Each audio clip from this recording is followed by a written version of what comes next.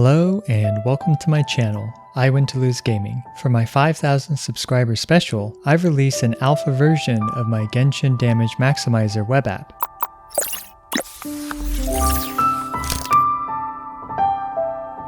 It's currently live at iwintolose.com. Now, before you run off to mess with it, I want to demonstrate some use cases for it. One day I asked myself, just how much damage could Klee do with nearly perfect artifacts? Also, what would a near perfect artifact set look like? And finally, how close am I to Klee's maximum potential?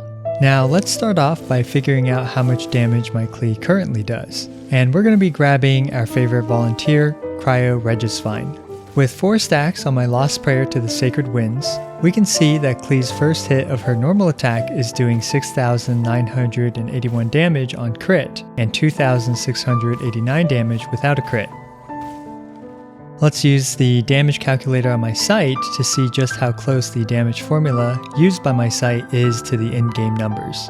Now, once you're at iwintolose.com, just click on the calculator tab and input the proper stats. Now my Klee is at level 90, Cryo Regisvine is at 91, and after you knock it down it has 0.1 resist to pyro damage.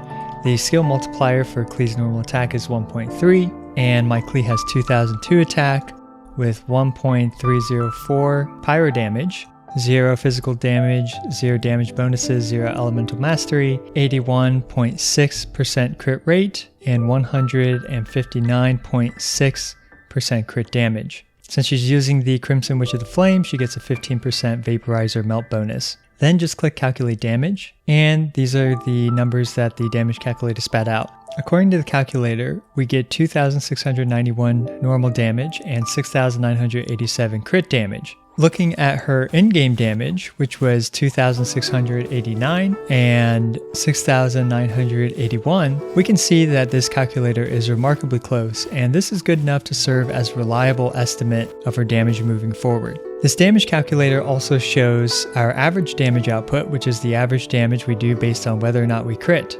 We can also see that the calculator provides physical damage as well as damage numbers for vaporize or melt. But for this example, since we're trying to maximize just her basic attack damage, we don't really need to pay attention to anything besides the elemental damage provided here. So now that we know how much damage my Klee does, and we verified the integrity of the damage calculator, let's hop over to the damage maximizer portion of the site.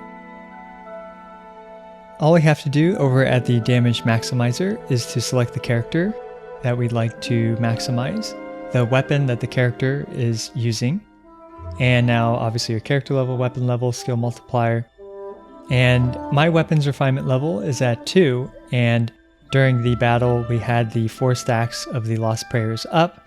Now to input artifact set bonuses, just click on additional stats, input the 15% from the Crimson Witch of the Flames as well as the 15% vaporizer melt bonus. Then all we have to do is click on maximize damage, and we get the potential maximized damage for Klee using the Crimson Witch of the Flames as well as the Lost Prayer to the Sacred Winds. Now do keep in mind that this damage maximizer uses the average rolls for the substats instead of the max or the min possible roll values for the artifact substats. And you can see that these are the 5 artifacts that it spat out in order to maximize the damage for Klee here. And comparing this to my current Klee's average damage, which is 6,196, we can see that I still have quite a ways to go before reaching her damage potential with the Crimson Witch set, as well as a refinement to Lost Prayer of the Sacred Winds. However, so far I found that improving my Klee any more than this is very, very unlikely.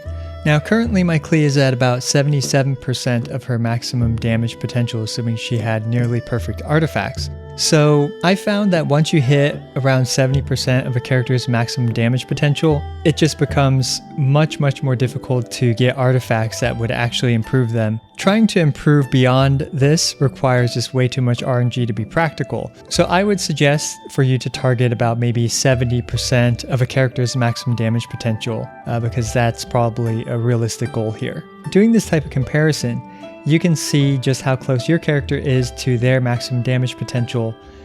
For example, if you're using Razor, you can use this, or if you're using Diluc, you can plug this stuff in to figure out whether or not you should be farming more artifacts. So just as another example, I will quickly do this for my Childe or Tartaglia.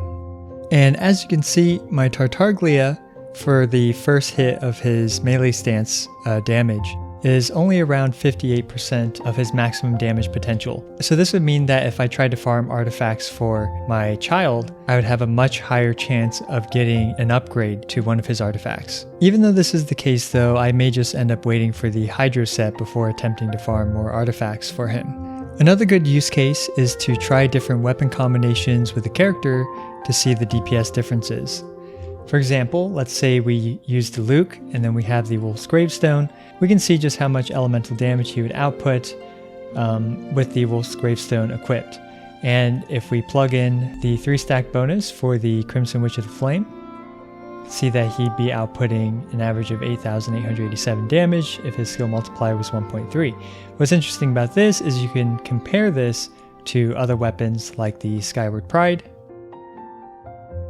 which would decrease his damage output by a lot, right? So from 8,000 whatever it was to 6,432, that's a really big difference. And honestly, even though I already had my Skyward Pride leveled up to level 70 or something, I decided to stop investing into that and then to start investing into my Wolf's Gravestone.